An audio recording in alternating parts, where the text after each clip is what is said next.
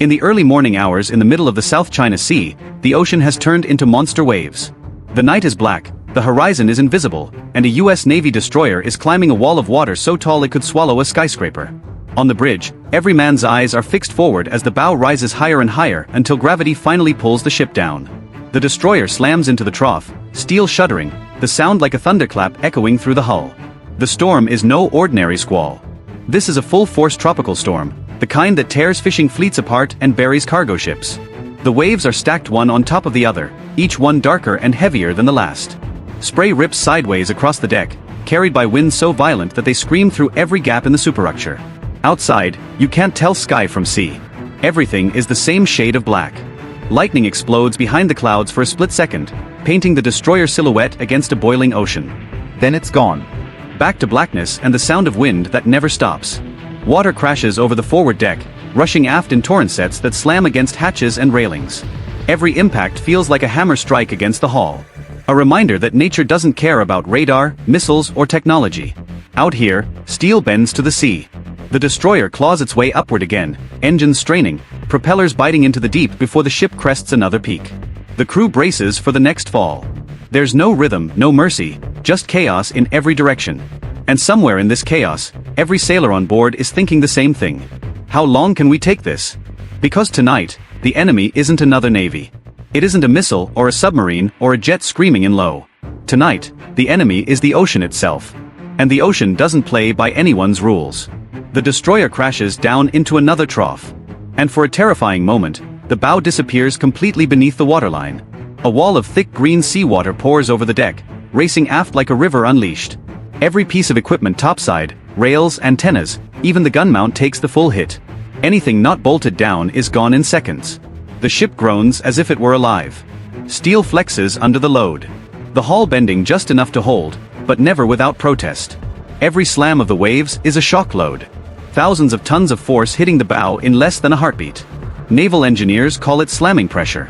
To the crew, it feels like a giant fist pounding the ship again and again. Spray blinds the sensors mounted high on the mast. The powerful Spy 1 radar, normally able to track hundreds of targets across the horizon, washes out under the sheets of saltwater and electrical interference. Navigation radars blink, screens flicker, and for a moment, the ship is effectively blind in the middle of a storm. Technology may be advanced, but it doesn't stop seawater from shorting circuits. Down the sides, scuppers. The drains designed to clear water from the deck spew like fountains as they fight to keep up. But with every surge, the deck becomes a temporary river. Hatches shut tight. Watertight seals groaning under the pressure as seawater tries to force its way into the compartments below. The crew knows the dangers. If too much water collects topside, it raises the ship's center of gravity, making it more vulnerable to rolling. That's why sailors scramble in foul weather to clear the blocked drains, even in the middle of the chaos. One mistake, one clogged scupper, and the destroyer could take on more water than it can shed. Deep inside the hull, the pounding feels different. It's not just noise. It's vibration that carries through the bulkheads into every compartment, shaking bunks and lockers and even the steel tables in the mast deck. Every slam is a reminder this isn't just weather. This is a test of the ship's very structure. And outside, the storm has no intention of letting up. The waves keep coming, stacked higher and faster. Each one threatening to push the destroyer past the edge of what even American steel can endure. On the bridge, red lights glow dimly, bright enough to read instruments, dark enough to keep night vision alive. The captain stands firm, one hand gripping the rail, the other resting near the engine telegraph. His voice cuts through the roar of the storm, sharp and measured. Hold her steady. Bow into the wave. Reduce 5 knots. Every order is repeated back instantly. No hesitation, no mistakes, and seas like this. Hesitation can kill. The helmsman fights the wheel with both hands. Every time the bow lifts, the rudder feels sluggish, almost powerless until the stern digs back into the sea. Each correction is small, deliberate, and precise. Overcorrect and the destroyer could swing broadside into the waves. A roll that could end everything. Alarms chirp and wail in quick bursts, not from weapons, but from systems overloaded by water and vibration. Electronics officers hunch over flickering screens, routing circuits, muting unnecessary alerts. The storm is chaos enough. Nobody needs false alarms screaming over the real danger outside. Below decks, the experience is a different kind of battle. Passageways echo with the groan of metal and the crash of unsecured gear. Sailors move through the ship clipped to safety lines, one hand always on the bulkhead. In berthing areas, sailors try to rest in their racks, but sleep is a generous word. Each bunk is a steel frame with a canvas stretched tight, stacked 3 high.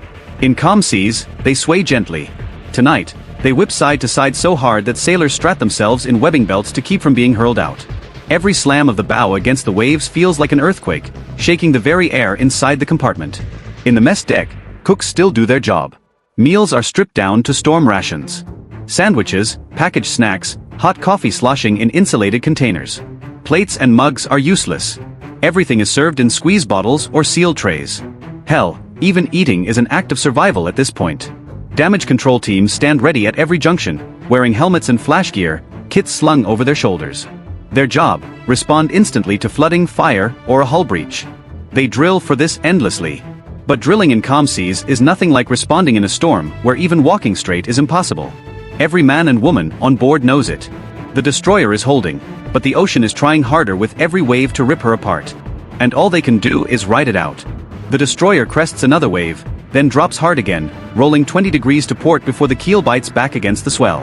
On the bridge, every officer's eyes flick to the inclinometer. A simple needle on a dial that tells them just how far the ship is leaning. 10 degrees manageable.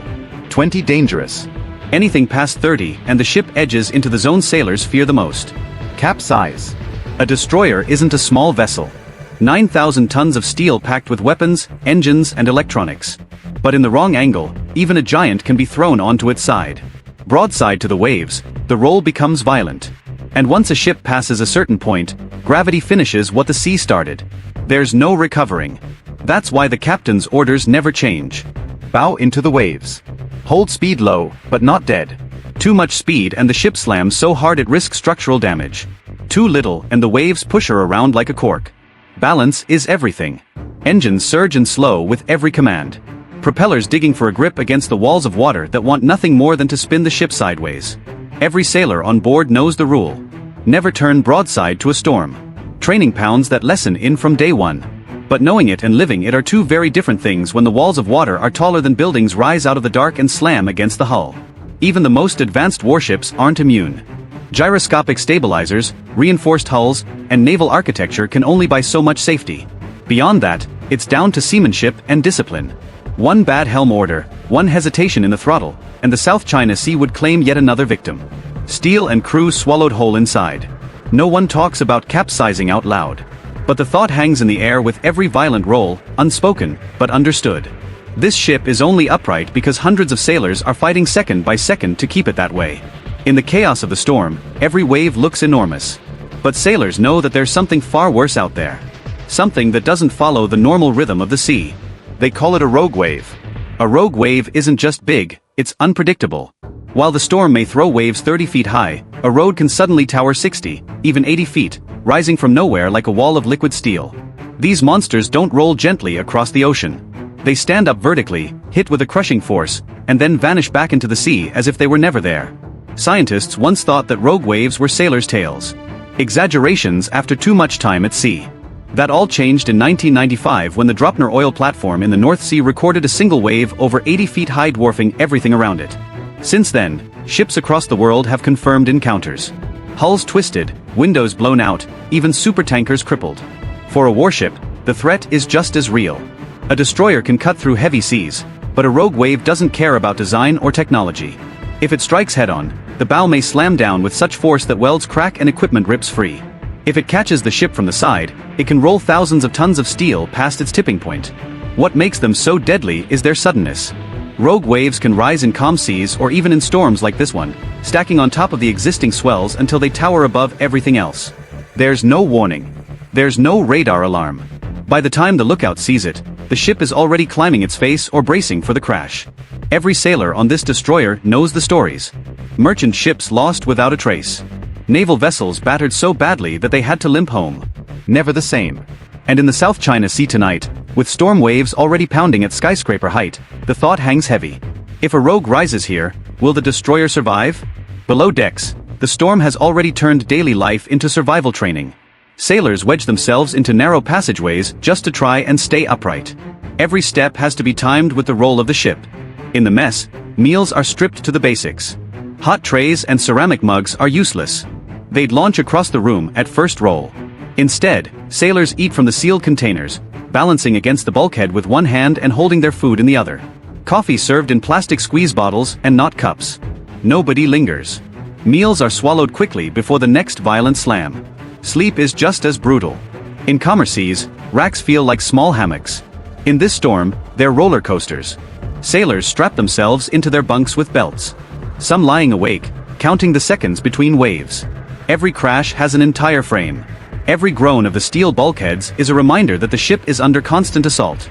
But amid the chaos, training takes over. Teams move as one, executing damage checks, clearing drains, reinforcing hatches. Nobody panics, not because they're not afraid, but because fear has no place when survival depends on discipline.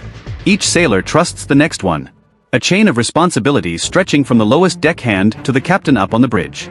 This battle isn't about weapons or strategy. No missile system can fight the ocean. It's about endurance, teamwork, and trust. In this moment, the destroyer isn't a machine of war. It's a lifeboat of steel, held together by the skill and the resolve of the people inside. Tonight, it's not navy versus enemy. It's humanity versus nature. And nature never surrenders.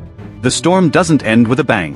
It fades slowly, waves stretching longer, the wind no longer screaming and the horizon finally showing itself again. The destroyer has survived. Steel bent, decks battered, sailors drained but alive. On the bridge, the captain stares out at calmer seas. The ship has weathered the test, but everyone knows this isn't the last time. Out here in the South China Sea, storms don't ask for permission. They arrive, they punish, and they leave without a trace. Except for the memories burned into the crew. The Navy can train for war. It can prepare for enemies. But against the ocean, there is no escape.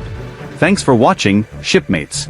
If you enjoyed riding out this storm with us, make sure to hit that like button, subscribe if you haven't already, and drop a comment with your thoughts. We read everyone. And if you want to go a step further and support our channel directly, join the fleet. You get loyalty badges, priority responses, and help us bring more true maritime stories to the surface. Just click join on our channel page and get on board. Because at sea, one truth never changes. It's not the waves you see that get you.